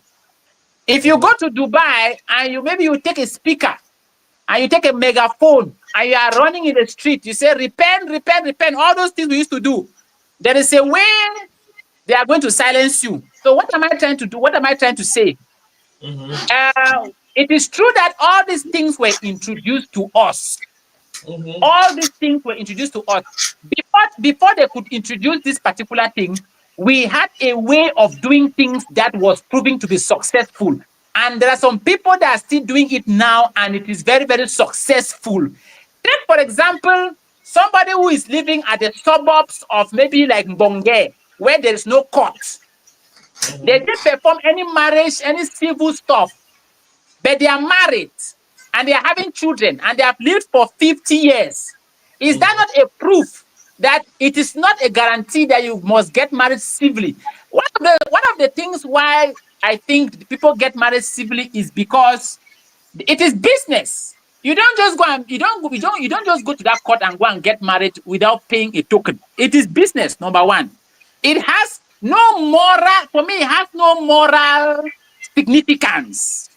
Mm-hmm. It has no moral significance. So for me, what I care much is not whether they got married civilly or in the church.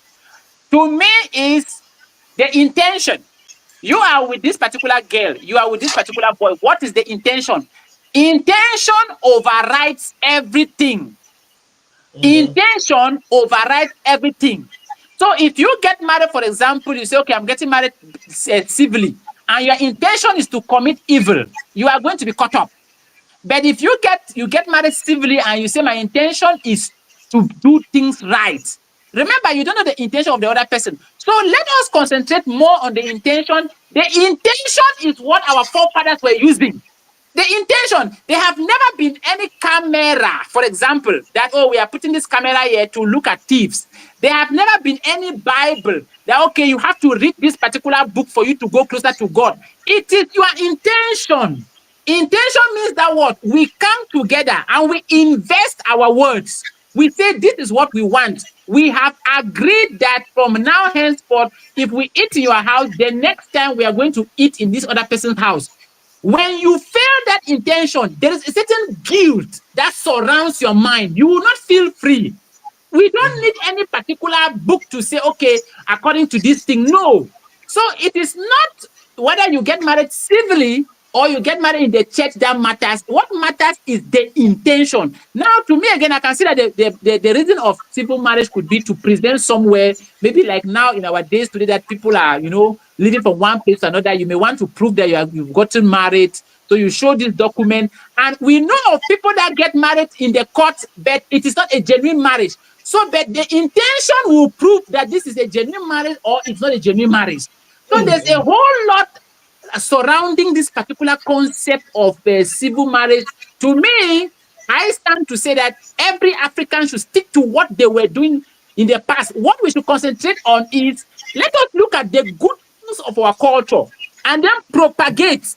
Let us look at the bad things of our culture we abandon, because we should not think that our culture was all good or our culture was all bad. Reason also being that we should not also think that the cultures of the West were all good and were all bad. There are some cultures that were evil. There's some cultures that were holy. In African context, let us uphold our holy cultures and then abandon the evil cultures, because there is evil and holy in our dialects also in Africa.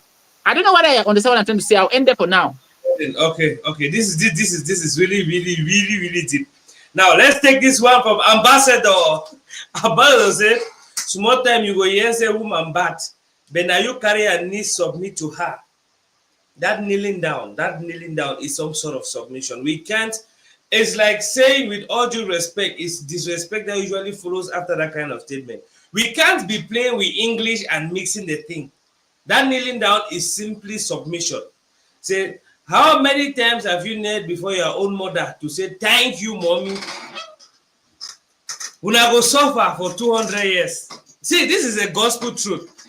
It's not everything we copy. You just see a small, maybe a Gen Z milli pam pam. All of a sudden, my way never know our face, no, he left for me right. All of a sudden, you don't just move ring to the go the knee. Your mother, that is a valuable man, that brought you to the world and did sacrifices for you and did a lot of things. I urge every person now, if you have your mother's number, call her and say, mommy, thank you, including your father. How many times do you kneel down in front of your parents before you actually go and be kneeling down to a woman? You see, this is a strong one that Ambassador is making. Now, coming back to what we're initially talking, sort of like, you talk of people going in for intent. Now, if you look at it, in some cases, why I'm very clear that why some of these forms of marriage was actually brought in. First, for those who are Christians, they fear God, so they should have something to hold on to. For those who are not Christians, the law is backing up a whole lot. So in case anybody wants to misbehave, they should have something. It's just about the question of accountability. But with the traditional system, where you don't actually hold accountability to anyone but yourself, you see, you should actually, that's where we actually capitalize on intent. And intent is only known to the person that is having the mind, the man or the woman, you see. So at one point, I think some of these things, like the civil marriage, was done to protect either the man or the woman, even though in recent times, we have a lot of cases of more of the women actually benefiting when in the case of separation. A lot. In some cases, the men do, but in most cases, from the African context, it is the women. So I think at one point, this is a justification to why they did this thing that they are doing, you see. So for us, what I really think we need to actually understand is we shouldn't give ourselves the utmost control we shouldn't we should allow somebody to control us to the fullest, to the extent that we start feeling alienated or inferior. If somebody can control your mind, they have your life. So if you can't have control of your mind, you're basically a nobody. So I think we should actually take full control of who we are, not just swallow everything that's given to us. I like the African awakeness that is happening in real times, with Africans beginning to understand their identity and identify who they are. A lot of these Western cultures, it's in the Western culture that you see somebody putting on those white suits and stuff. It's in the Western culture that you see somebody kneeling down. And there is this system of encouraging men to be nyanfukas. They call them Sims. I call them nyanfuka. Mumu. They say they call him the perfect gentleman. The perfect gentleman. I had an encounter with a lady where the lady was there. They were at the airport. You see, when we had already gone, and then there was a little confrontation with the airport officials, and the lady was confronting a man, and the officials came. By the time they were talking, the lady was like, the man said, "I am already talking," but the lady was still talking, prolonging the thing. The man was like, "When I'm handling something, you sit quiet and you continue to," and the lady continued talking. Now, when we begin to go by these Western systems of an excessive toleration of every bad character the woman will portray, we are gradually training the women to be a worse version of themselves, to possess bad characters because that's a woman day, to insult people and go because that's a woman day, and we train the men to accept them. That's a woman day. You are the man. You have to understand. That is why all this rubbish, I can't be any part of it. We should be able to grow and tell ourselves what we need to know. If somebody is wrong, tell them they are wrong and let them correct, irrespective of their gender. Because when we tell the man to submit and tolerate everything, they call him perfect gentleman. They call him, oh, he's romantic. They call him all sort of names. This is just to encourage other stupid men like him to do a similar thing. A lot of people go down on their knees to do these things not because they like it, but because the way the people are, the way they project it. They have this tool called the media, which is used to project and to advertise every propaganda. Before now, in the African sphere, when they say rainbow people, this PD, let me use the word PD. I don't think PD. When they say a PD is somewhere, a lot of people are going to run away from it. Like some people might even avoid that place. But now it is gradually becoming normal because of what we see. Coming back to context of our original marriage system, a lot of things are happening in the marriage system that altered the original marriage system that was working for us, that is now causing us pain and trouble because these other people came in to alter a lot. And the women are always the victims. Before, growing up, when my party talk remedy, she don't quiet too. Oh my God. But definitely she has a way she will talk to him, maybe when we are not there. When a man wants to talk, the mommy she don't quiet. When men are talking, women will not, like, there was a way in which the thing was perfectly synchronized and was growing. The women were even comfortable in the thing. They were not complaining. It took some other kind of people to come and start telling you that, no, you two have to do this. No, you two have to do this. No, the man has to kneel down. Where did all of this kneeling down thing come out from all of a sudden? The man has to do this. The woman will get angry and slap the man and spit on the man and do everything. And the gospel, according to the book of Whyte man, will say, no, you're a perfect gentleman. Just allow her. You have to calm her down. You have to. All of this rubbish is the system that they are putting in place. And us sitting here with our black faces and stupid dumb heart head are actually trying to follow some of this nonsense. Kneeling down to a woman is giving control to the woman. When you give control to the woman, don't expect anything other than control in that marriage. You kneeling down talks to where power belongs. You're selling your right as a man. You're giving your authority to that woman. Keep romance aside. That's a scheme that is used to convince you to pass on your right to the woman. I know what happens when the woman is in control. I'll have a conversation with somebody yesterday. It was like, no, now woman, they manage all the money for her. Now, woman. I'm like, woman, how many women can have that potential to do that? A lot of all of these things, we copy them from the West, put them in our culture, and today we are suffering because of these things. Why is the rate of divorce alarming? Why did they start by criticizing our own system of marriage? Be it polygamy or monogamy, it is a form of marriage, and if it's working for you, it's working for you. Nobody should be bullied or convinced or tricked to accept a particular kind of thing because it is what is seemingly correct. They go as far as not recognizing some of these forms of marriage in their own countries, so that they will encourage those who want to go to those countries to go the way they want, knowing fully whether it's going to actually put people into serious issues. If someone is wrong, let them know that they are wrong. One of the biggest problems we are having is the problem of submission. That's why before Coach B left, I had to rapidly shoot the question of submission, because it is becoming as a power tussle between the husband and the wife. You see, wife submit, wife submit. When you attend even civil marriages in the court at the mairie, there are 1,001 advices that the mayor gives to the people getting married, and all of it is actually calling the woman that, woman, try respect your master, try be submissive. How many women even listen to those advice, and how many of them practice it? Because when these things are done, they will finally come and go and be listening to jargon on social media. What the white man is struggling to market his propaganda, you go and listen to jargon from there. You start hearing testimonials from how, when I separated with my husband, they gave this property to this one, they gave this one to this one. You all of a sudden is start thinking, hey, and my man don't get any money, so if you finally separate, it means I will take half of that property. Eh?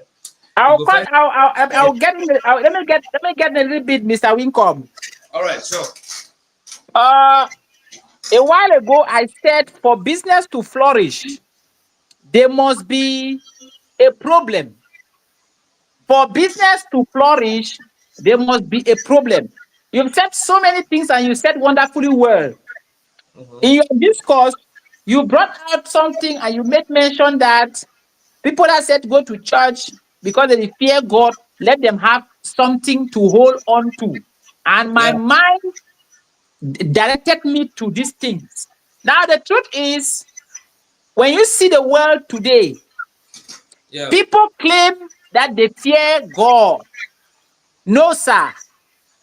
People have to instead be afraid of the consequences of their action. I will explain some particular concepts. I'll start by this one. People say they fear God. When you look at it critically, people don't fear God. People are supposed to be afraid of the consequences of their actions. Because you cannot say you are afraid of something that you cannot see.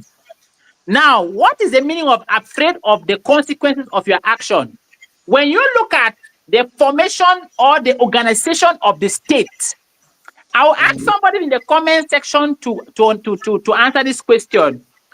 When you look at Cameroon, for example, if the Cameroon government says people are afraid of God, no need to form laws, that is when you are going to understand that people are not afraid of God. People are afraid of the consequences of their action. And another man being smart, knowing that if we allow people to say they are afraid of God, every man is going to do anyhow. So they brought now laws. They said, if you steal, this is what is going to happen. Now you are not going to steal because you understand that if I steal, this is what is going to happen. Because even now that we have laws, we have men that are contemplating of breaking those laws. So if somebody comes up and he says, we are afraid of God, no, it's not necessarily afraid of God. You are afraid of the consequences of your action. That is why it is your work. It is what you do that has to do with your record. That's why we talk about karma. If we just talk about that, no, people are afraid of God, a lot is going to happen. Now, that is that. The next thing is, you made mention of the mayor trying to encourage the woman and say, respect your, in everything I said again, I will go back to my word. For there to be a business or for business to flourish, there must be a problem. Now, you see that a woman rules on emotions. In the realm of emotions, a woman is the king or the queen. You can call it whatever. Now, for you to successfully carve out or bring this woman to a certain way, you have to control her. You don't have to rule her or lead her on emotions because she already understands emotion. You have to lead her on understanding because in the context of the world, emotions are temporal feelings based on certain conditions. Emotions don't control the world. It is reasoning that controls the world. So if you say you want to bring a woman up in the realm of emotions, you will not be able to succeed because she wants everything for herself. So now, in a situation where they don't try to encourage her to respect the man, what is going to happen is the man is going to find it tough to control this woman because the slightest thing, the woman is going to be talking emotion into this man. And it takes a stronger man to stay in the realm of understanding, reasoning, and logic to say, no, this thing has to be done right. A woman does not care whether this thing has to be done right or no. It is when it has gotten bad, that is when she's going to come and understand that, oh, this thing was right. That is that. 90% of the time. 90% of the time. Yeah. Yes. So we find ourselves in a situation where the media is influencing the minds of men. And if you don't understand what the media is doing, the media will never come to encourage you to do the right thing because they need to be business. Now, a while ago, you were, are you getting me? I'm getting you 5 on 5. A while ago, you made mention of the fact that this media, they are trying to, control everybody. The media will not come to tell you what is going to help you because what is going to help you will not bring business. Take, for example, they will encourage you to, to take medicine, all this, that kind of medicine, because it is all about business. Let us not get deep into dissecting the origin, the concept, why this monogamy, why people will accept that monogamy is right. They accept that this other one, man and man, is right. They accept that woman and woman is right, but they refuse that a man and other women is wrong because this particular action is going to discourage the presence of prostitutes on the road. When prostitutes are on the road, we have a situation where condoms will be very, very, the market is going to be flourishing. But we will find a society where the bars are going to be empty. We will find a situation where people are going to be responsible. And a nation where there's too much of responsibility, everybody is conscious, business is not going to flourish. There is just a whole lot of concept. Again, like I said, if we don't read, it's going to be as if Son of Light is making noise. I encourage us to get into research, to dig deep, to get into ourselves, to read, to find out. Don't always allow yourself that I must be told the right thing. What are you saying about it? What do you see about this particular thing? I'll end there for now. Wow, this is very, very insightful. This is very, very insightful. Let me take another powerful one from Ambassador. Ambassador says, there are other ways to treat our women well and honor them. Women love foolish and weak men. When you are strict and culturally firm, ladies will call you a bad man. And that is what is happening today. Because the perfect gentleman is a very weak, stupid simp, SIMP. The kind of one that, oh, yes, my, yes, my, yes, my. That's the kind of thing they're promoting. And that is what they have used the media to promote. I watched a video of a lady. She was with a man and the guy was there, and this how the lady was slapping and kicking a man and hitting a man. It was a white guy. The guy was just maintaining his peace and composure. The lady was spanking him. And when I went to the comment section, I was like, I saw comments like perfect gentleman, perfect gentleman. I was like, oh, we don't finish. Perfect what gentleman? If you can't tell the woman that what she is doing is violence and it's not good, what kind of women are we creating? This is the animal that the media has successfully been able to create in the female gender. Teaching them that they have opinion. People that are 90% ruled by emotion, that they have an opinion. They will sit and put you in trouble, and very soon they will start regretting because they have opinion. Teaching them that they can act anyhow. And to order for this like sort of like for business to flourish, they have to convert men to be mumu. We should be smart and very smart enough to read within the lines to know what is good and what is not good. It's not everything that they say is good that is actually good. For example, I might not come, I'm eating kui, and come to those who are eating fufukon that kui is good and fufukon is not good. What is good should be actually defined from the angle of what is good and what is not good. Because somebody says a thing is good does not automatically make it good. And because somebody says something is bad does not really actually make it bad. We as humans should be able to actually reason, research, expand our reasoning scope to know what is good and what is not good. Transforming men to Sims is a nah. How many guys do we see today trying to make our here? I saw one of my small that boy is not, that one is not even, he should be not even up to 20, it should be around 24, 23 like that. He said, Grand, I don't be through a lot. I don't be through a lot. And if I for do anything because manga this, so I need to get manga back. And I was like, wait to be like, wait to be there a lot we don't be true. You understand? This kid, when I was dating a small girl, and the small girl is mixing his head. And when he said that he's going to do anything, I mean going even illegal, going even spiritual. Because he has to prove a point to a particular Gen Z that does not even know what she wants. Imagine targeting them at that young age. This is a generation that focuses on media. When they go and copy and look any rubbish jargon on the media, imagine this is what our parents had a system because there was little or no media influence in their lives. But we are here today suffering like this because we have an elevated media influence in our lives, and we are not even able to navigate between what is correct and what is not correct. What we should practice and what we should not practice. What is entertainment and what is not entertainment. Yes, I was having a confrontation because someone went and disrespected people with uniform. And because when you begin to take so much things from the media and bringing it to real life, it starts causing problems. When following things on the media, we should be able to scrutinize it.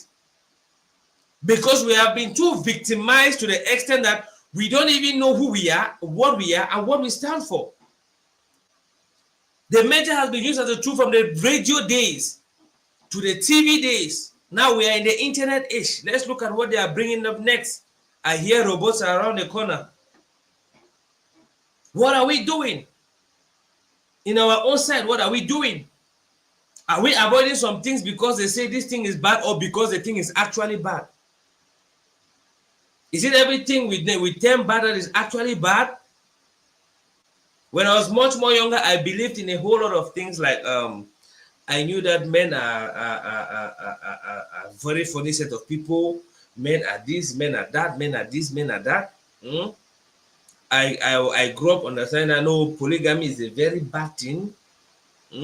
Because I went to a mission school, I went to a Catholic school, I'm from a very basic form. We were taught all of these things. I went to church, Catholic church. I went to we were taught a lot of these things. But coming to reason through the thing critically, growing up as an adult, I can confidently say that 9 out of every 10 married men have a side chick, those who are signed to polygamy. And this side chick is even in her own side, and the woman is her own side. In some cases, the women know. So what is the logic behind all of that? You prefer for your husband to be a side chick, to have a side chick, and because they have taught you that being with somebody is not good or is good. Let it be that it is something that you like, not because somebody you don't like, not because somebody is influencing you not to like a thing. Let it be that you have seen that no, this thing like this is not going. Not because somebody is forcing it on you and making it imposing, using the cage of the mind. Use the cage of the mind for you to see it to be bad. You should be one thing we have as humans is the ability to think and have an opinion. If you can't use your brain properly, another person is going to use your own brain for their interest. If your brain cannot be equipped to a level because you have the capacity to reason and understand, that's what makes you a logical being. If you can't be able to do that, another person is going to use your brain for their interest, to enrich yourself. And Africans have been victim of this thing for a very long time. Have an open mind about certain things. If you are not sure about something, research. Research. Majority of women prefer the man with a side chick than be with the man that would be all of you are in the same place. What part they be doing, so wait to happen with them. We did have marriages last. Even back then, there was still monogamy because it's not everybody that went for polygamy. Why is it all of a sudden it has become a sin?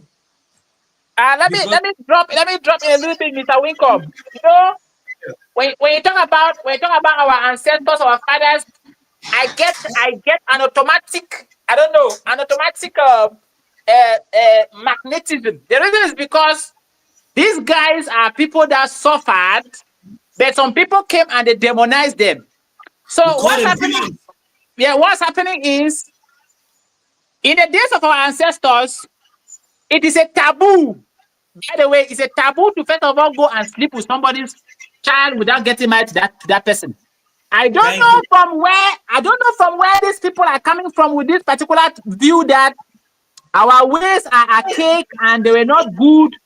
That's why I tell people, do your research, read, try to understand what is happening before you start to condemn. Like Wincom was saying, logical thinking. If you don't use your mind, another person is going to use it for you. The reason why certain things in Africa are treated as esoteric, they try to make it to as if it's only a particular people that have to understand. You cannot understand it. The question I ask myself is, have you ever cared to ask yourself, why is it that nature gave you a mind? A man's manual is his mind. When you buy your phone, it comes with a manual. When you buy a fridge, it comes with a manual. There is nothing you buy that does not have a manual. If there is no manual in it, it means somebody has tampered with it. What is a man's manual? A man's manual is his mind. These people were there, these our ancestors were there, they were just living their life at the comfort of their homes. Some were monogamous, some were polygamous. They were doing things according to their power. I encourage somebody to read Things Fall Apart. I don't know how Wincom is going to do it. When we come to sessions like this, let us bring you read books like Things Fall Apart. You read books like Arrow of God.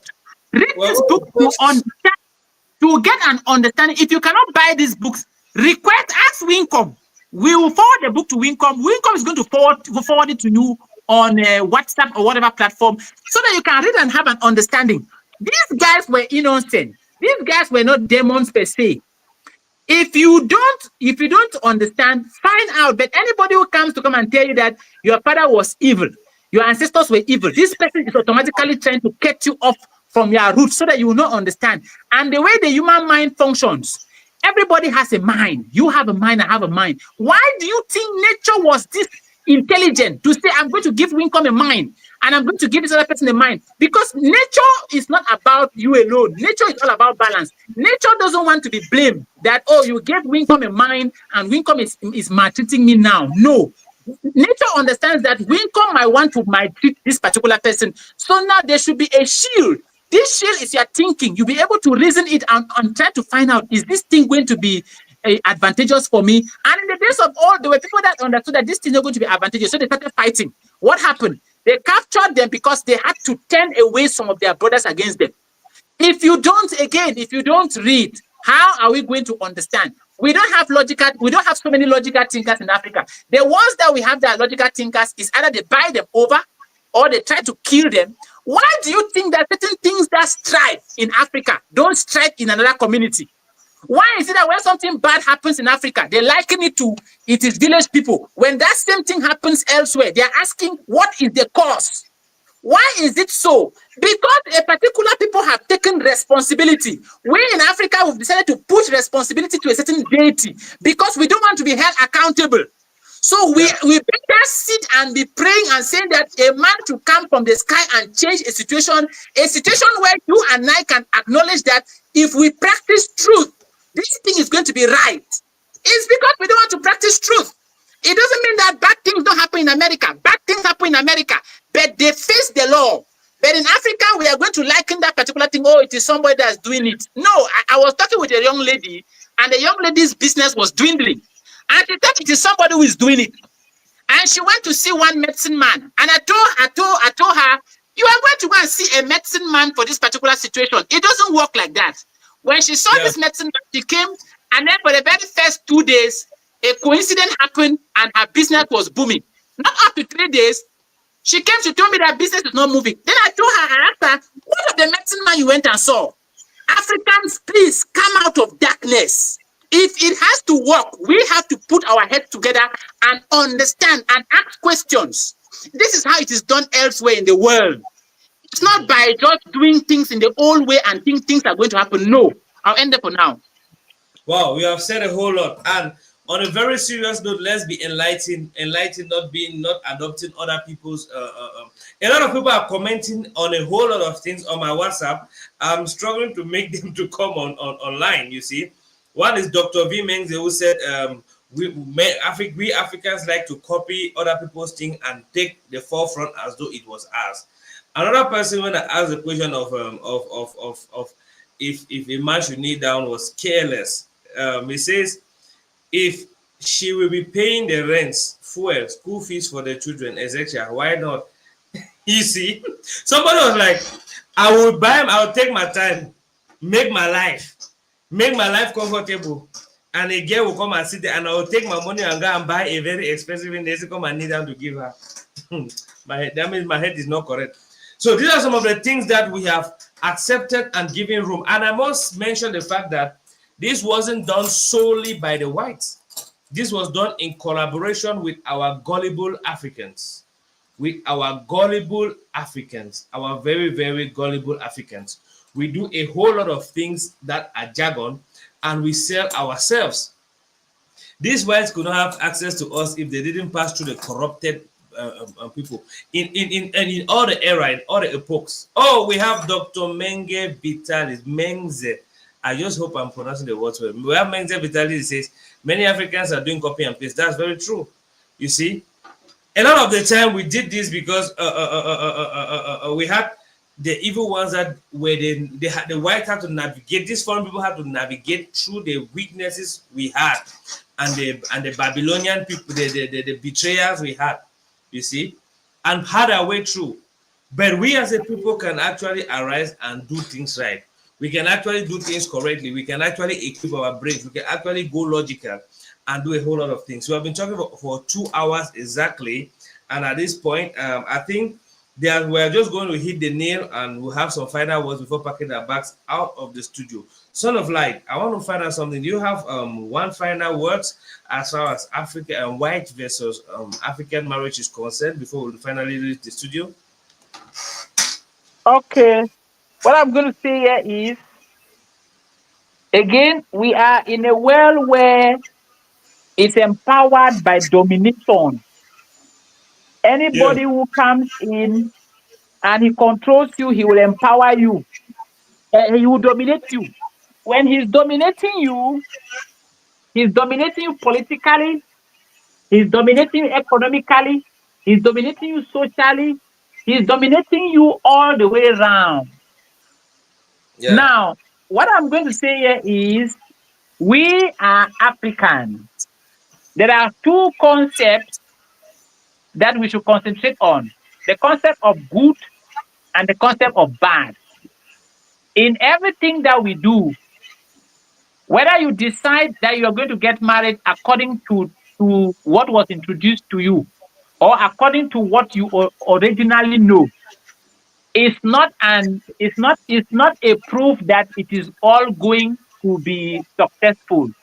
What is Yeah. going to prove what is going to be successful is the intention and how you are going to manage it, which means that you can perform your marriage according to the African way, and you face a fiasco in it, and you can still perform your marriage according to a foreign way and have a breakthrough. Everything is being guided by intention. It is the intention of a thing that makes a thing go where it's supposed to go, because the intention has to do with the energy. So, but I encourage Africans not to engage on considering as if what they have is demonic and what other people have is holy. No. You should have a sense of reasoning, have that logical thinking, have a reason why you are doing whatever thing you are doing before getting into it. If you are getting into it because people are getting into it, when people are going to be facing problems, you too will face problems. That's what I can say for now. Thank you. Wow. Thanks very much, Son of Light. Yeah, thanks very much. For me, I think go for what works for you and go for what is actually the right thing. On the basis of good and bad, we can actually help to navigate and get what is correct. If you wouldn't like someone to do something to you, why try to do it to them if the intent of what you're doing is evil? You should already know that you shouldn't do what you're about to do. So when it comes to the content or concept of marriage, practicing white marriage or the white cultural wedding, just know you're just a pure alien, and maybe because what we call fashion or civilization has made it look like a flex. A few of us are definitely going to make the African wedding or African marriages a flex, so the whites can actually practice it as well. The same way they did it to us, we could do it to them. So, above all, men be men, women be women. We are going to have a very beautiful balance and a very beautiful place if the men are men and women are women. All this perfect gentleman, all this romantic man, all these tricks that have been used to transform men into women and to simps like that, it's not working. So when it's not working, it means to change the strategy. Let's go back to the strategy that worked previously and see if it's going to work again. Definitely it should, because it had worked previously. So at this point in time, I want to say big shout out to everybody that joined us, everybody that connected today, and everybody that was sharing. We are going to have a conversation maybe in the forum. Those ladies that are not part of the Natural Women group and who want to be part, just come to my inbox. We talk a lot there. So see you all next week Sunday. And to let you all know that we have our mega event coming on the 29th of November. That's in exactly 12 days from now. So get ready. We are about to storm Yaoundé. We are about to make something really, really, really, really massive. And this is no other than the Laughter Extravaganza Night. It's a night that is going to be full of comedy. It's going to be full of a whole lot of amazing, amazing surprises. You see. So we'll be sending out the flyer in a bit. So I encourage every one of you to actually save the date. The flyer the flyer for orientation was sent out already, and this is the next one that we'll be sending out this week. So save the date 29th November. That's in Friday in 2 weeks. 29th November is going to be a mega event. So see you all there and see you again next week as from 8 p.m. And from 8 p.m. we always have this show. Oh, we have Dr. Menze. Dr. Menze has something to say. Let me just read this comment rapidly before I go out of the studio. It says, we copy other people's cultures and make it look like we don't know what is right. Africans should do what is right for them, not letting what others are doing to be their role model, but learn good values as grown up, we can distinguish right from wrong. And at this point, I think Dr. Menze has said it all, and I must say it was a great time being with you all. Have a wonderful night. Good night to all our faithful queens, our Bantu queens, and our lovely ones. See you all next week.